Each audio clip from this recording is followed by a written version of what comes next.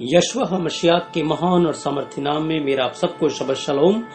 प्रिय अजीजो, यशवह मशिया आपको बहुत सारी आशीषें और बरकतें दे और मैं धन्यवाद देता हूँ अपने दिनों यहोवा अब्बा का, उसके बड़े फजल, उसकी बड़ी दया के लिए, जिसके वसीले से प्रिय अजीजो आज हम एक बार फिर से यहोवा अब्बा के पवित्र हजूरी में हैं, उसके पवित्र वचन से सीखने के लिए। तो मेरा यहोवा अब्बा आप सबके साथ हो, आपको बहुत सारी आशीषें और बरकतें दे। प्रिय अजीजो, आए हम इजराइल के लिए, यरूशलेम के लिए प्रार्थना करें कि मेरा यहोवा अब्बा इजराइल को, यरूशलेम को शलोम की आशीषें दे और इजराइल की जो खोई हुई भीड़ें हैं वो यशवह मशिया के नाम से बचाई जाए, यहोवा का राज्य है।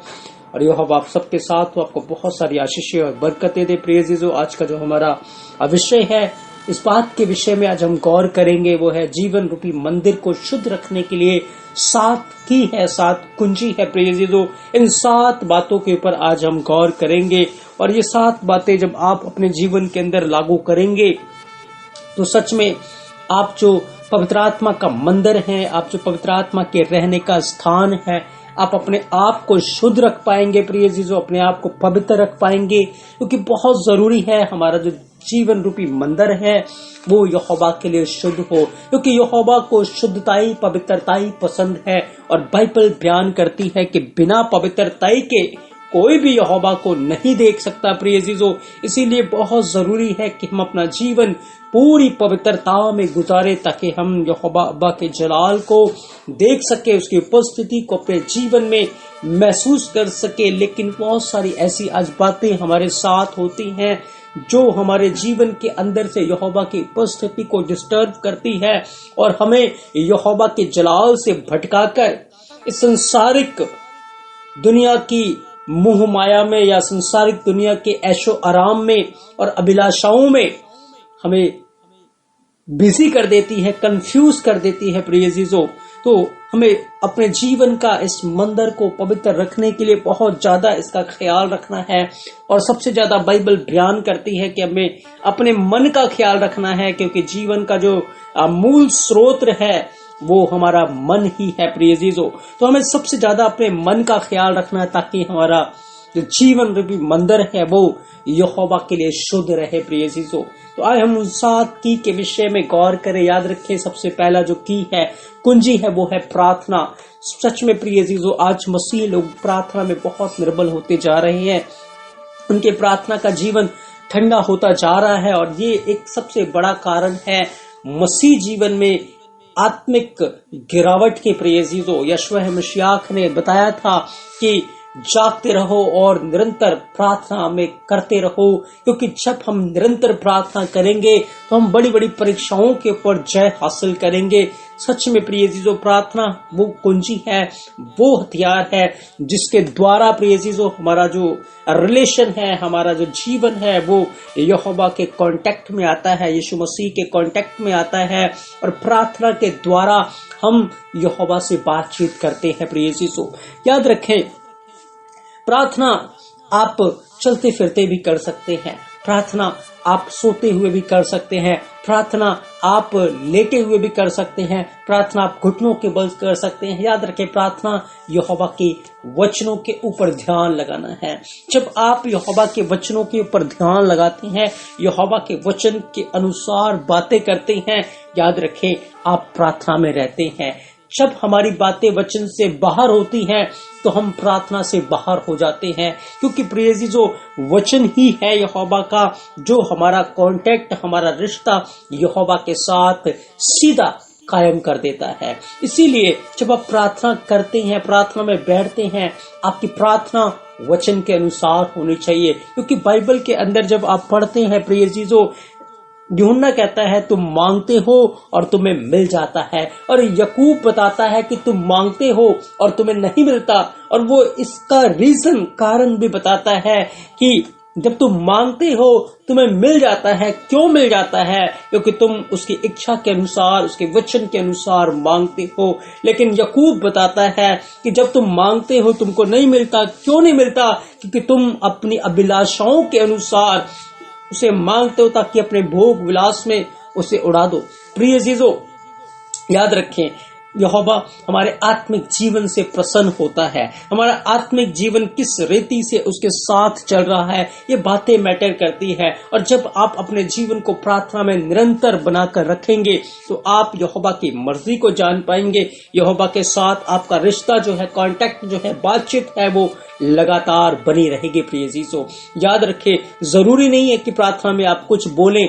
याद रखें, आप हजूरी में बैठे हुए हैं, यहोवा के वचन के ऊपर मनन करते हुए बैठे हुए हैं या चल रहे हैं, आपका ध्यान यहोवा की ओर है, याद रखें आप प्रार्थना में हैं। आपका कांटेक्ट यहोवा के साथ बना हुआ है, क्योंकि प्रार्थना बातचीत है। यहोवा आपसे बात करेगा, आप सुनेंगे, आप बात करेंगे, यहोवा सुनेगा। यशवा हिमशाख आपकी आवाज को सुनेंगे, आप यशवा की बातों को सुनेंगे। और कैसे सुनेंगे? जब आप वचन के अनुसार बातों को ध्यान करेंगे, मनन करेंगे और वचन के अनुसार बोलेंगे, तो ही आप यशवा हिमशाख से बात कर पाएंगे और आप उसकी बात को सुन पाएंगे। तो मेरा यहोवा आपको बहुत सारी आशीषें और बरकतें दे। प्रिय जी, तो पहली जो कुंजी है वो प्रार्थना है। प्रार्थना हमारे अंदर यहोवा की उपस्थिति को, उसकी प्रेजेंस को, यशवा हिमशाख की उपस्थिति को बनाकर रखती है। प्रिय जी, तो हम उस उपस्थिति में बने रहते हैं जब हम प्रार्थना में लगातार रहते हैं। प्रिय जीजो, तो इस पहली कुंजी को आप बड़े ध्यान से इसमें को करें कि आप निरंतर प्रार्थना में बने रहे। प्रिय जीजो, यहोवा आपको बहुत सारी आशीषें और बरकतें दे। दूसरी जो की है, कुंजी है, वो है वचन के ऊपर मनन करना। प्रिय जीजो, हमें अपना समय, अपना टाइम वचनों के साथ व्यतीत करना है। याद रखें, हमारे रोजमर्रा की जिंदगी के अंदर हमारे जब काम, हमारी जब बातें वचन के अनुसार होंगी, इसी तरीके से हमारा जो पूरा दिन है वो वचन के साथ बीत पाएगा। अगर हमारा जॉब, हमारा काम, हमारा उठना, हमारा बैठना, हमारा बोलना वचन के अनुसार नहीं है, तो आप कभी भी वचन के ऊपर मनन नहीं कर सकते, वचन के साथ समय नहीं बिता सकते। और वचन से हटने से आपके जीवन में बहुत सारी तकलीफें, परेशानियां आएंगी। याद रखें, आपका घर उसके समान, उस घर के समान हो जाएगा जो घर रेत के ऊपर बना था और आंधी आई, तूफान आया, वो घर गिर गया। लेकिन जब आप अपना समय वचन के साथ बिताएंगे, वचनों के ऊपर मनन करेंगे, वचनों के ऊपर ध्यान करेंगे, तो प्रिय जीजो, आपका घर उस घर के समान होगा जो चट्टान के ऊपर बना है और आंधी आए, तूफान आए और उस घर का कुछ भी नहीं बिगड़ा है। इसीलिए बहुत जरूरी है प्रिय चीजों कि आप अपना ज्यादा से ज्यादा समय वचन के साथ व्यतीत करें, वचनों के ऊपर ध्यान करें, वचनों के ऊपर मनन करें, ताकि सच में आप शलोम की आशीषें पाए। जब आप नीति वचन 16 अध्याय 20 वचन को पढ़ते हैं, लिखा जो वचन पर मन लगाता है वो इब्रानी भाषा में यहाँ पर लिखा है, इंग्लिश में लिखा, वो शलोम पाता है, वो पीस को पाता है। और जो यहोवा पर भरोसा रखता है वो धन्य होता है। सच में जब आप यहोवा के कलाम के ऊपर, यशवा हिमशाख के उन वचनों के ऊपर जो उसने अपने चेलों को दी है, उन वचनों के ऊपर जो उसने अपने बाइबल के अंदर यहोवा ने बयान किया है, जब आप ध्यान लगाएंगे, जब आप उनके ऊपर मनन करेंगे, सच में आपका रिश्ता यहोवा के साथ मजबूत होगा और आपका जो जीवन रूपी मंदिर है वो पवित्र बना रहेगा। प्रिय जीसो, तो इस दूसरी कुंजी को भी आप बड़े ध्यान से संभाल कर रखें और इसके अनुसार करने की चौकसी करें, ताकि आप यहोवा में आशीषों को, बरकतों को हासिल कर सके। प्रिय जीसो, यहोवा आप सबके साथ हो, आपको बहुत सारी आशीषें और बरकतें दे। तीसरी जो की है प्रिय जीसो, वो आराधना है, यशवा हिमशाख की आराधना। याद रखें, स्तुति आराधना में यहोवा की उपस्थिति होती है। याद रखें, यह आराधना जैसे कि हम सोचते हैं वैसे नहीं है प्रिय जीजो। आराधना है यहोवा की स्तुति करना। जब आप हालेलुया बोलते हैं तो यहोवा की आराधना होती है, और हालेलुया को यहोवा ने हमारी सांसों में रखा है। जब आप सांस लेते हैं तो हालेलुया के साथ ले प्रिय जीजो। जब आप सांस को छोड़ते हैं, हालेलुया के साथ छोड़े।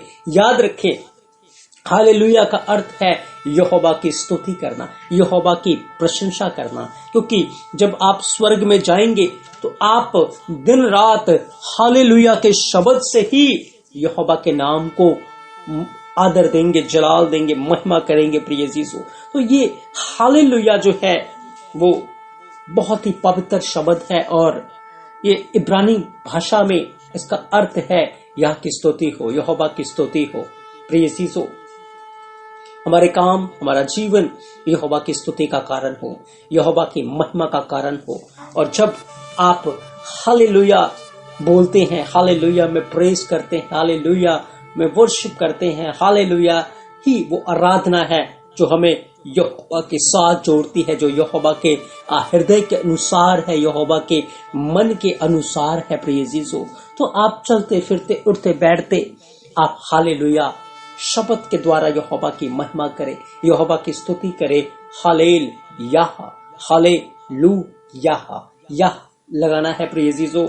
और जब आप स्तुति करते हैं, यहोवा के गीत भजनों को भी गाते हैं, तो सच में इससे भी यहोवा को महिमा मिलती है। पर याद रखें, हमारे जो गीत भजन है वो आत्मा और सच्चाई से हो और यहोवा की महिमा के लिए हो, और उसमें प्रिय अजीजों जो सुर और साज इस्तेमाल हो वो बाइबल के अनुसार हो, तभी यहोवा को महिमा मिलती है। यदि आपके जो सुर हैं, आपके जो साज हैं बजाने की, वो बाइबल के अनुसार नहीं है, मॉडर्न है, तो याद रखें उस आराधना से यहोवा को महिमा नहीं मिल रही, और उससे आप अपने जीवन रूपी मंदिर को शुद्ध नहीं कर रहे पर अशुद्ध कर रहे हैं। इसीलिए जब आप हालेलुया में बनते हैं, चलते फिरते उठते बैठते, तो प्रिय चीजों आप आराधना में होते हैं, प्रार्थना में होते हैं, वचन में होते हैं।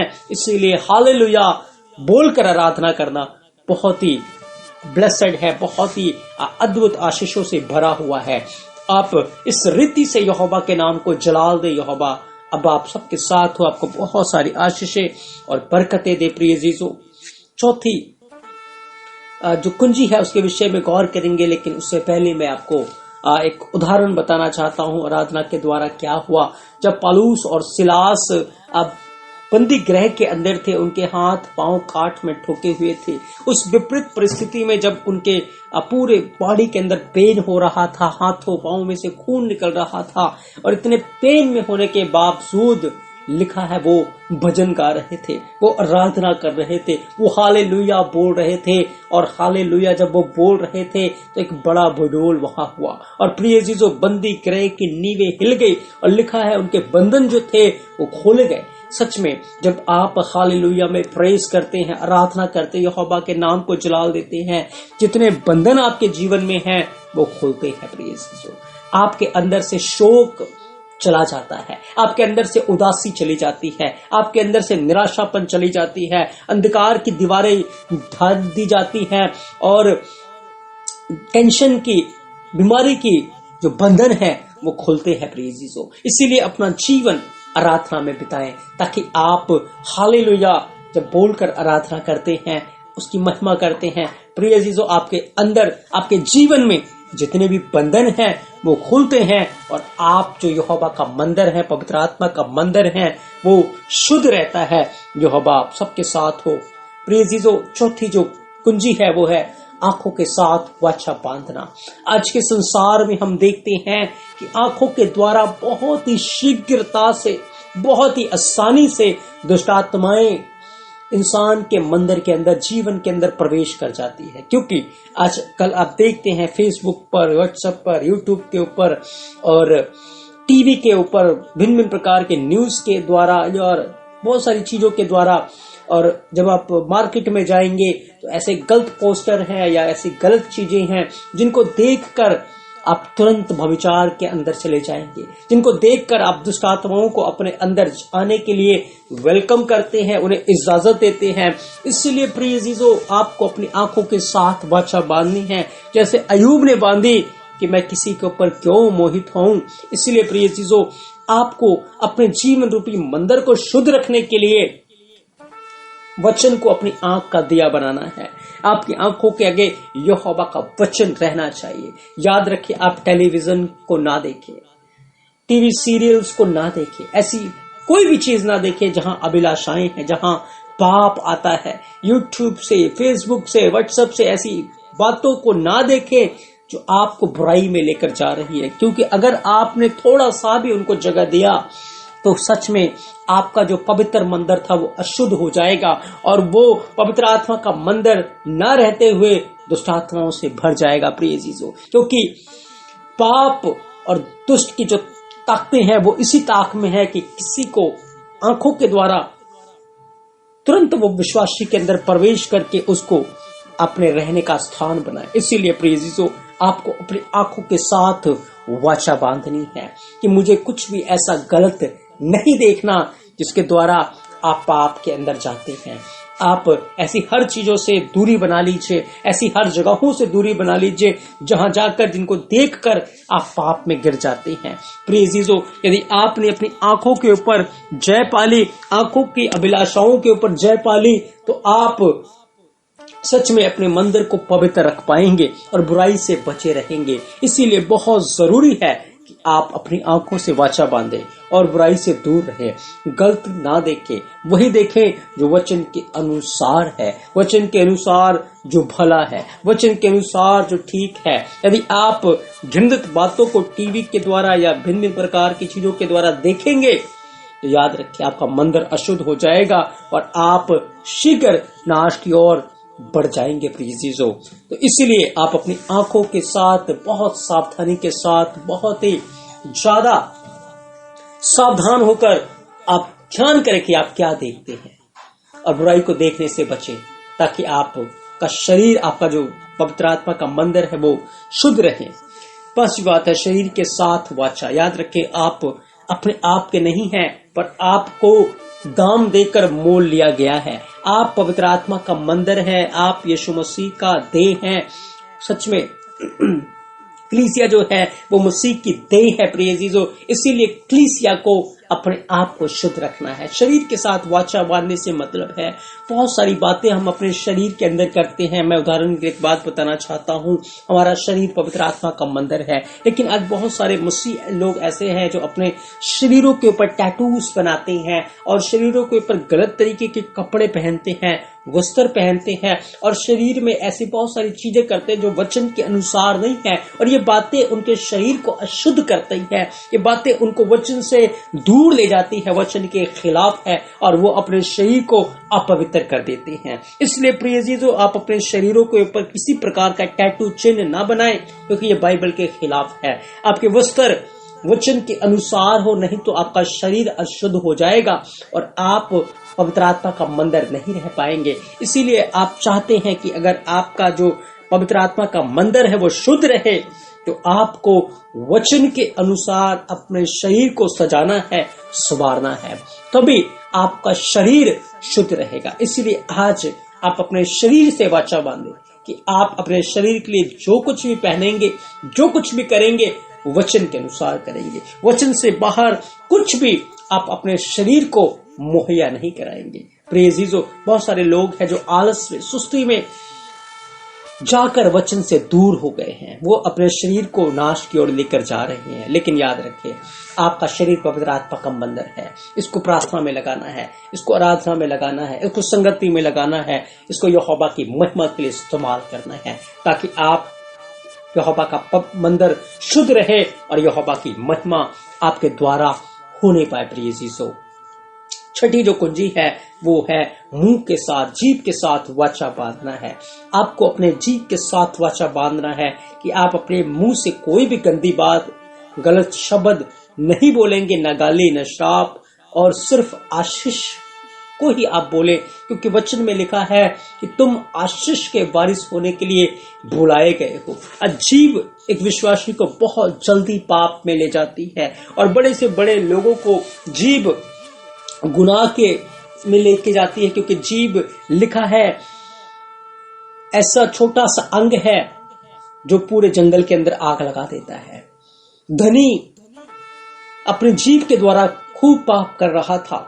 याद रखें, जब वो नरक में गया उसकी जीभ जल रही थी।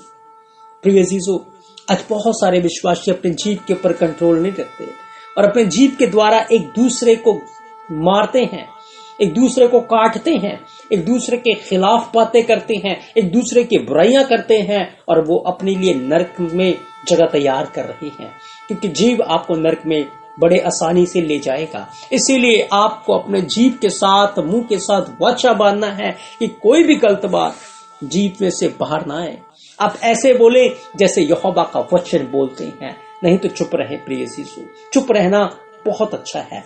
अगर आप चुप रहेंगे तभी आप अपने जीभ के ऊपर लगाम लगा पाएंगे और जीभ के द्वारा आप अपने सारे शरीर के ऊपर भी लगाम लगा पाएंगे। ये बहुत जरूरी है कि हम अपने मुंह के ऊपर कंट्रोल रखें। हमारे मुंह से यदि कुछ बाहर आता है तो वो यहोवा की महिमा होनी चाहिए, यहोवा का वचन होना चाहिए। ऐसा कुछ भी आपके मुंह से बाहर ना आए। याद रखें, इजरायली लोग अपने जीभ के द्वारा नाश हो गए।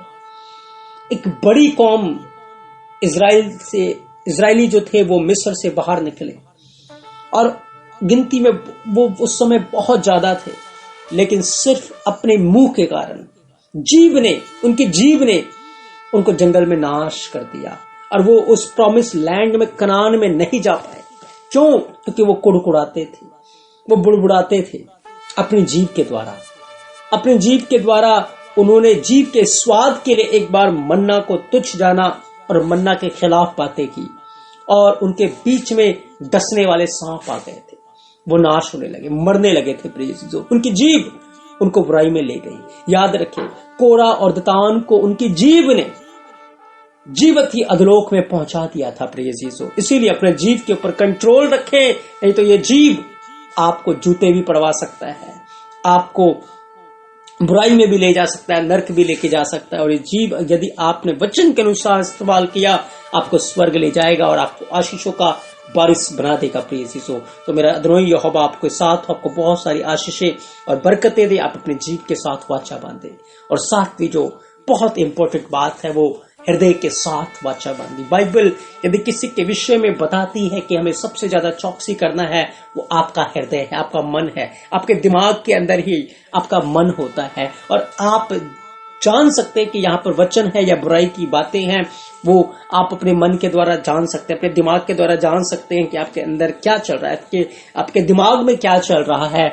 और अगर वहां बुराई की बातें हैं, वहां पे करवाहट है, वहां पर गुस्सा है, जलन है, बुराइयां हैं, तो आप उसे निकाल दीजिए। हृदय के साथ वाचा बांधे। हृदय में अगर कुछ रहे वो यहोवा का वचन रहे। यहोवा के वचन को छोड़ और कुछ भी आपके मन में ना रहे प्रिय यीशु। यदि आपके हृदय के अंदर बुराइयां भरी हुई है तो वो आपके मुंह से बाहर आएगा, आपकी आंखों से बाहर आएगा, आपके हृदय को, आपके मन को, आपके पूरे शरीर को अशुद्ध कर देगा। याद रखें, हमारा हृदय, हमारा मन पवित्र आत्मा के रहने का स्थान है और ये बहुत पवित्र होना चाहिए। इसके अंदर यहोवा का कलाम, यहोवा का वचन होना चाहिए और ये यहोवा के जलाल से, यहोवा की महिमा से भरा रहना चाहिए। इसलिए प्रिय चीजों, अपने हृदय के अंदर कोई भी घृणित बात को नहीं आने दीजिए। तभी आप जो पवित्र आत्मा का मंदिर है वो शुद्ध रह पाएंगे और आपके द्वारा यहोवा को महिमा मिलेगी। तो ये 7 कुंजी है अपने जीवन रूपी मंदिर को शुद्ध रखने के लिए। हम इन 7 कुंजी के विषय में आज हमने सीखा है और आप इन 7 की 7 कुंजियों को अपने जीवन में लेकर प्रिय जीजों अपने मंदिर को पवित्र बनाए रखें। मेरा यहोवा आप सबके साथ हो, आपको बहुत सारी आशीषें और बरकतें दे। आप सबको शबद शलोम, आमीन। यशवा